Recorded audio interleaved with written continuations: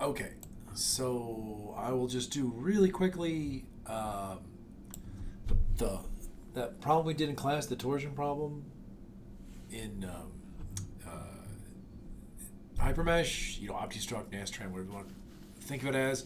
Um, but I'm going to do it first really quickly, just using C bar elements, and I'll use a P bar L card, even though actually to get the answers that we need for the problem in class, you can't really use a P bar L card. So you really need to do like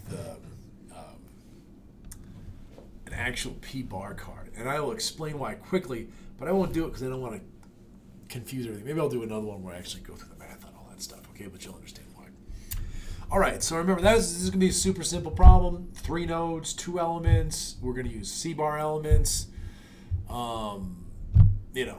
Pretty easy one to make. So it's metric, so we're going to use millimeters as our length unit and newtons as our force unit. So our stress units are going to be megapascals, and our torques are going to be Newton millimeters. Okay, so we have to watch that when we put in the values, right? Because remember, FEA, there really is no units. You just have to base it all off of the fundamental units, okay? All right, so let's get started. So the first thing we're going to do is let's create the material. So we're going to go here, create, right-click in the little window thing, create. We're going to create a material. It's going to be a mat 1. It's what was it? C86-100 bronze. I don't know why it was that material, but that's what it was in the one we did. And they gave us shear modulus being 38 gigapascals. So 38 gigapascals is 38,000 megapascals. So I'm going to put in 38,000, not 38 times 10 to the ninth, but 38,000. Because remember, our stress units are going to be megapascals. And then Poisson's ratio is 0.34. That really doesn't enter in too much into this problem, but you have to define 2 elastic properties in a material card. So there we go. So we have the material, and now we're going to use a C bar elements. So I'm going to make my life easy on this one, and I will use a P bar L card to define the properties.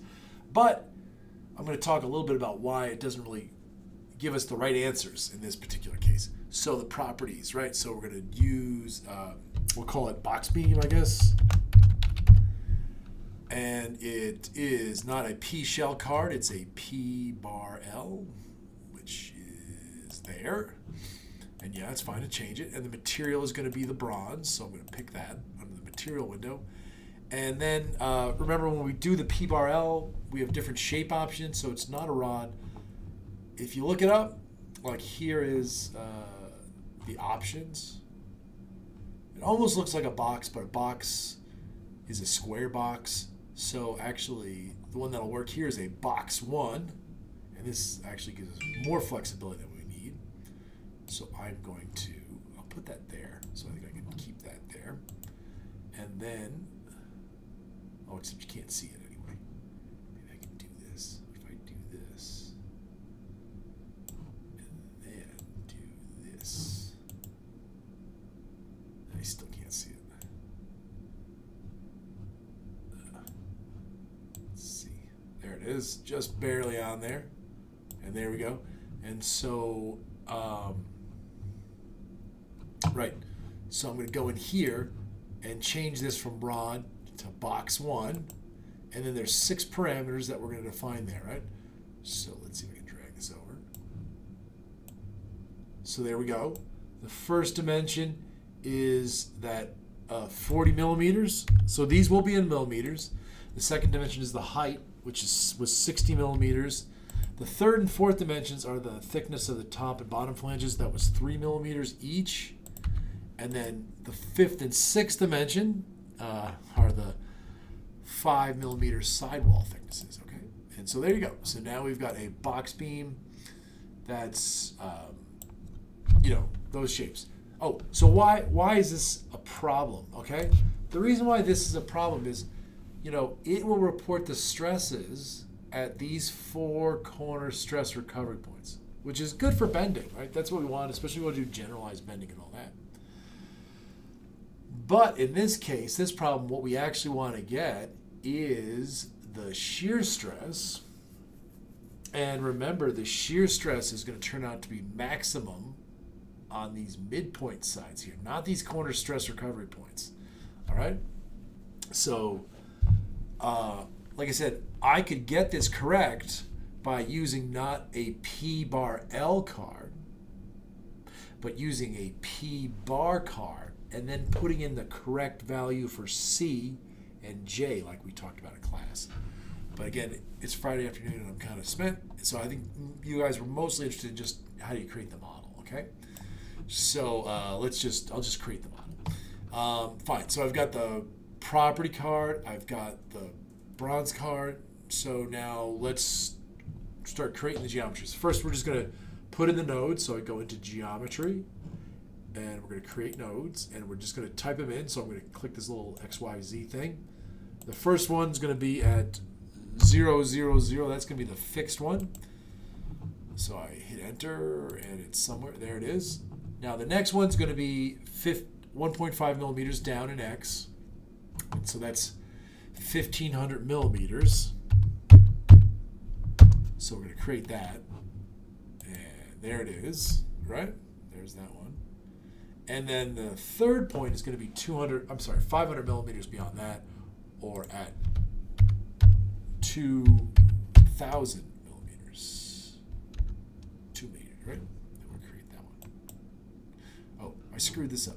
Okay. I think I put this as 15,000. It's supposed to be 1,500. Okay, there they are. All right, this one's way out. Let's just delete this. I'm going to pick this node. Just say clear. All right, type in the right coordinates, okay? But here they are. Now they're the correct coordinates. All right, so I've got the 3 nodes. Now I'm going to connect those up with C-bar elements. So to create a C-bar element, these are one-dimensional elements. So I'm going to click this little 1D thing here. And they're bars, so they're not rods. So I'm going to pick the bar thing. Again, that's following sort of the Nastran convention. Now, the interesting thing you note here is that actually the element type defaults to a C-beam, but I don't want to use a C-beam unless I have to. So I'm going to change this element type to a C-bar, and we'll select the property to be the box beam property that we just defined. So that's good. So we're going to use a C-bar element. We've got the property defined. Now, it wants us to pick the nodes, but before we do that, we need to give the orientation, right? And so in this case, right, if we go back and look at this picture, the way we define this, I'm going to use the up direction as the orientation vector. And so the way that it is here, that's actually the y-axis. So I'm going to select right down here the orientation to be the y-axis. And now the elements that I create will use that as the orientation vector. So first, let's create the first one. It goes from this first node to the second node, and then the second element there. And now, good, we're good to go. So it made a component for that. Maybe we can change the color because I hate that yellow color. And, right, as we always want to do once we're done creating the geometry, let's go back and not forget to delete the temporary nodes, because sometimes when we set the boundary condition, sometimes it mistakenly puts it on the temporary node and not the actual node connected to the element. So let's get rid of those. And then we're going to save this. Let's just save this as something. Where should I put it? I'll put it in for this class. I think I got FEA directory. And put it in here. Okay, so we save it. We'll replace that one because I don't like that one anyway. And now, okay, so we've got the mesh. Now we need to put the boundary conditions on. So the first thing we're going to do is create the constraints. So I'm going to fix this left end. So I'm going to go to constraints, pick the node, and we're going to fix all 6 degrees of freedom. So we're going to create that. There it is. There's a load collector. Let's change the color so it looks a little different. We'll make it sort of reddish. All right. Now we have to put the 2 torques on, right? Torque is a moment. And so very similar to the force card, there's a moment card. And it works the same way. You pick a node, and then you pick a magnitude, and then an orientation vector. So if you remember for this problem, all right, we had the two torques. And one goes in one direction and one goes in the other direction. So if you use your right-handed rule, you'll see that first torque here, is it 25 Newton meters? Yeah, the 25 Newton meter torque, if you use your right-handed rule, your thumb is pointing, I can never do this. Okay, whatever, you can't do it. It's pointing into the wall. And the 60 Newton meter torque, your thumb is pointing away from the wall. So we have to get the right vector orientations correct. And the torques shouldn't be in Newton meters, they need to be in Newton millimeters again because we chose millimeters as our length unit. So we'll put the first one here. This is going to be the 25 Newton meter. So the magnitude there is going to be 25,000 Newton millimeters. And it's actually going in the negative x direction. So I'm going to put a negative sign out here. Here's the orientation vector. Like I said, it's going in the x direction, so I'll pick that. And then we create it. And there it is. So you can see it shows it with the double arrow convention and then pointing to the wall. Now we're going to pick the node at the end and change this from minus 25,000 to positive 60,000. And it's still about the x-axis, but it's going to go in the other direction because I gave it a positive number. And so there it is. So you can see those are the two torques. The 60,000 one, the arrows are a little bigger because it scales that according to the magnitude. All right, so we're ready to go. We have the loads and the constraints. What we need to do now is define the load step, okay? So we're going to create a load step. Now it's just going to be a linear static load step. So we'll pick linear static. And then the SPCs are on this auto collector, as are the loads. I just put them all in one collector because I was lazy. It's such a simple problem. I don't need to split them up. You know what I mean? Like, it's when you have a lot of loads and a lot of complexity, it's nice to organize them well, but this is so trivial to do. So, okay, so we've got that. And then let's look at the stress output. So I'm actually going to click this output button, and then let's look at this. So what I'm going to do in this case is, you know how I said, like, it won't get the stresses correct because of the stress recovery points. So I think I can get,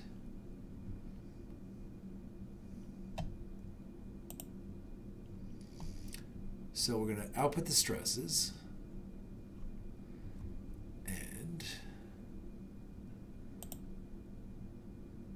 I'm actually going to put them into a text file. So I'm going to put them into a punch file. So it'll actually write them, and we can actually look at them in a text editor. And the other thing I'm going to do is I'm going to also write out the element forces. So this will tell me the torsion in each one of these elements. So again, this one it's easy to know the torsion. But if you have a large frame structure and we have this situation where we're worried about the torsional stresses, remember what we have to talk about? Sometimes we have to recover those by hand. So getting the actual torque in each element is useful. So I'm going to set that, and it's going to write all the element forces, the bending forces, the axial forces, all that sort of stuff. And again, we'll put it in a punch format so I can read it.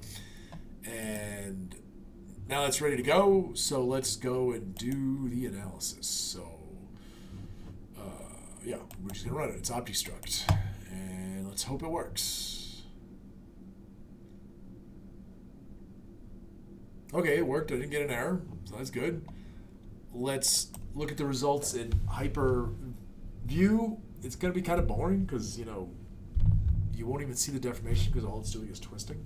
You'll see the stresses, but you'll see that the stresses are hard to look at. So, like, there's no deformation visible, right? Because it's an angle and twist. And if we go to look at the stresses,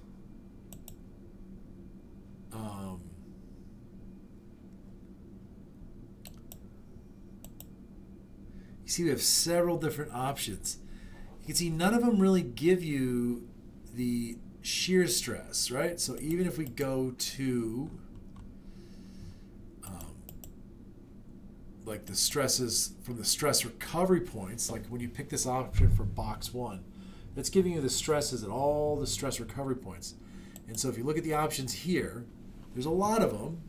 So for example, this first bet is giving you the normal stresses at the 4 recovery points, S1, 2, 3, and 4 at node A, the first node in the beam.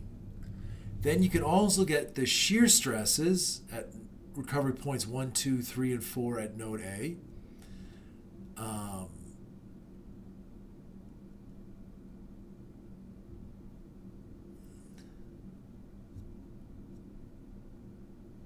And then it gives you some other ones. Well, I don't know what that is. I wonder what those other ones are. Well, I should look in the manuals. I don't actually know what that's recovering for you. That's a good one. And then the normal stresses at the second node and the shear at the second node. Now, I don't know why it's giving you that. That seems to be, I think that's a Optistruct thing, not an Astran thing. But we should also get, if I go back and look at the file, the directory where it ran, there is a punch file, okay? And if I click on that, you can open that up in a text editor. So I'm going to open that up in this Notepad++. And here, it gives you the text values that you requested for those elements. So now there's just 2 elements here. So the first group here are the stresses. And so this is giving you the stresses in the 2 elements. Now they're all 0 because it's just writing out the normal stresses. All right? And remember I said like it doesn't really calculate the shear stresses correctly unless we use the correct stress recovery points. And here you can see, here the element forces, they're almost all 0 except for the last one, which is the torque at the second points. Okay? And so here you can see that's the torque in the first element and in the second element, and that's what we calculated in class. So sometimes it's really useful to be able to look at the text values for these 1D elements. All right, so let's look at the shear stress. Let's do it at the second points for whatever it's worth. Like, what is it? Yeah, and so that, see here it's giving us values for shear stresses, but I think they're actually going to turn out to be incorrect because it's doing them at the stress recovery points. Yeah. I actually have to look up because I really don't know what this S6S means. I have to look that up. But anyway, so like I said, I wanted to just show you how you make like these 1D models, and so this is a very simple one to do. So I will stop there, okay?